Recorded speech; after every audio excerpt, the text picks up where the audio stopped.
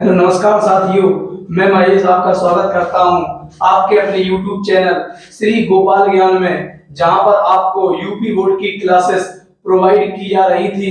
अब उसका एक बार पुनर्जागरण किया जा रहा है और मैं लेके आया हूं यहां पर transformation of sentences. Transformation of sentences 12th और 11th का एक इम्पोर्टेंट टॉपिक है। जैसा कि यूपी बोर्ड में 10th और 12th की परीक्षाएं अब निकट आ गई हैं, इसीलिए मैंने वीडियो बनाना प्रारंभ कर दिया है। और अब इसमें इस श्रृंखला में एक पहला वीडियो आपके लिए ट्रांसफॉर्मेशन ऑफ सेंटेंसेस से है। ट्रांसफॉर्मेशन ऑफ सेंटेंसेस क्या होते हैं, ट्रांसफॉर्मेशन ऑफ सेंटेंसेस में कितने पार्ट होते हैं, ट्रांसफॉर्मेशन ऑफ सेंटेंसेस की क्या अर्थ है, कितने नंबर का पूछा जाता है, एक्यूरेट आपको उतना ही पढ़ाने का प्रयास किया जाएगा।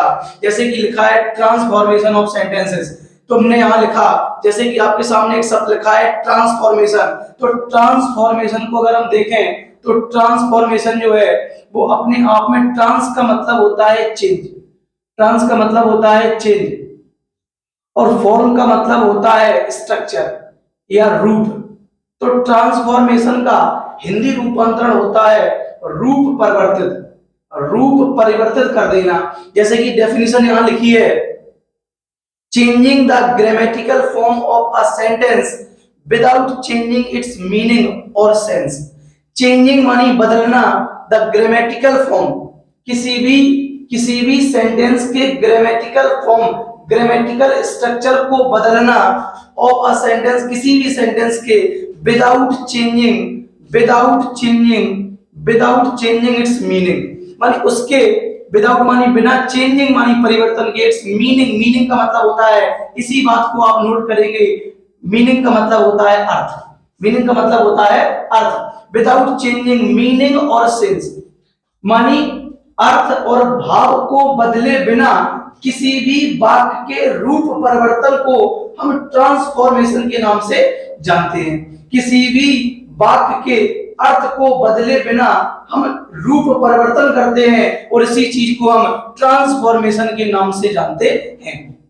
अब ट्रांसफॉर्मेशन के अंतर्गत कौन कौन सी चीजों का अध्ययन करना है, तो different methods of transformation, transformation के डिफरेंट भिन्न भिन्न क्या क्या मेथड्स हैं उनको समझने का प्रयास करना है। जैसे कि ट्रांसफॉर्मेशन में हमें एडवर्ब टू से रिमूव टू बनाना है, एडवर्ब टू से रिमूव टू बनाना सीखना है, असर्टिव को इंटरोगेटिव में बदलना सीखना है, अफर्मेटिव को निगेटिव में बदलना सीखना है, या फिर रिमूवल ऑफ टू को एडवर्ब टू में, इंटरोगेटिव को असर्टिव में, निगेटिव को अफर्मेटिव में, या अफर्मेटिव को निगेटिव में, एक्सक्लेमेटरी को असर्टिव में बदलना भी सीखेंगे। इसी में एक्सक्लेमेटरी को असर्टिव में बदलना सिखाया जाएगा, असर्टिव को एक्सक्लेमेटरी बदलना सिखाया जाएगा।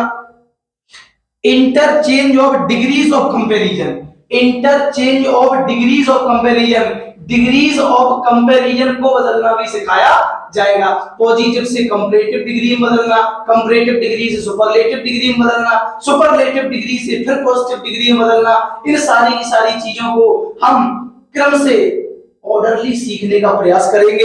फिर देखा इसी में ट्रांसफॉर्मेशन के अंतर्गत सिंपल से कंपाउंड बनाना, कंपाउंड से कॉम्प्लेक्स बनाना, कॉम्प्लेक्स से कंपाउंड बनाना, और फिर कंपाउंड से सिंपल बनाना, कॉम्प्लेक्स से सिंपल बनाना, और सिंपल से कॉम्प्लेक्स बनाना भी हम इसी पार्ट में इसका अध्ययन करेंगे।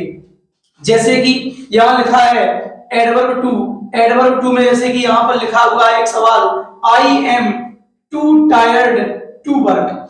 तो यहां पर ये एक सवाल लिखा हुआ है एडवर्ब टू में, I am too tired, I am too tired to work. तो हमने यहां लिखा आई एम, टू की जगह हमने लिखा सो, उसके बाद लिखा हमने टायर्ड,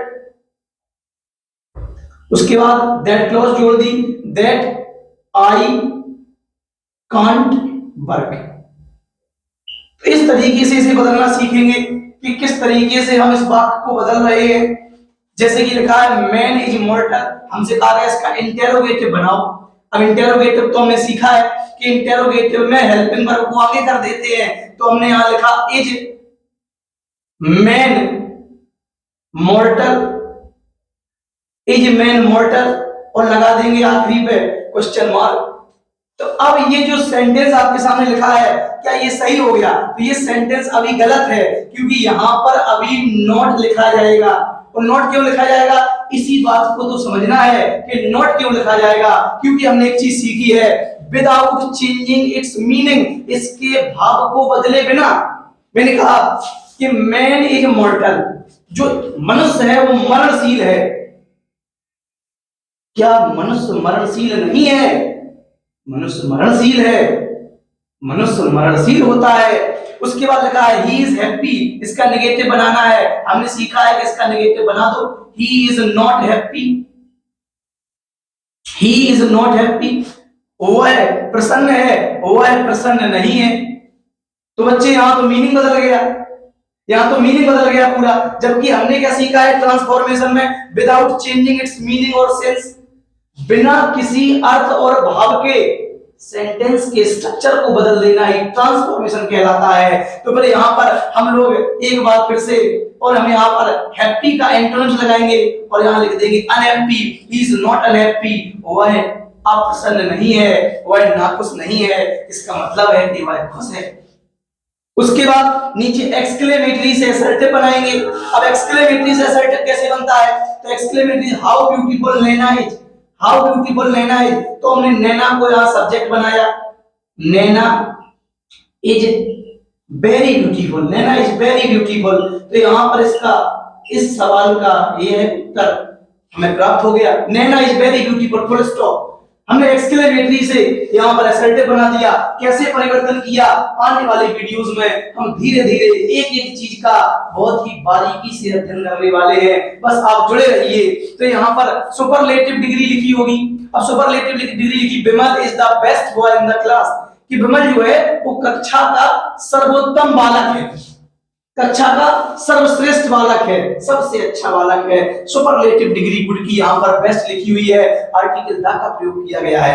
अब इसकी कंपैरेटिव बनानी है, Vimal is better than any other boy in the class, कि विमल कक्षा में अन्य लड़कों की, अन्य बालकों की अपेक्षा अच्छा है। तो इन्हीं चीजों को हमें यहां सीखना है, इसी की पॉजिटिव डिग्री बना देंगे।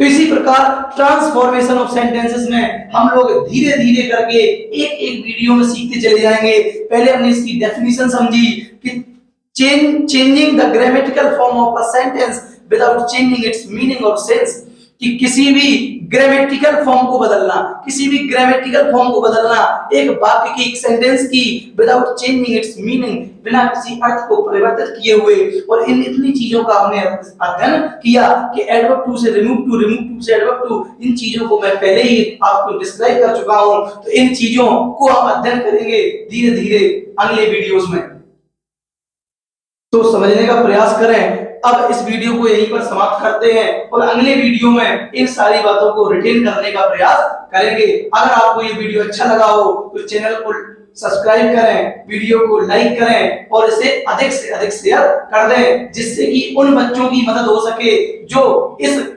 कोचिंग या स्कूल को नहीं पढ़कर इतनी फीस अफोर्ड नहीं कर पाते हैं। बहुत बहुत धन्यवाद।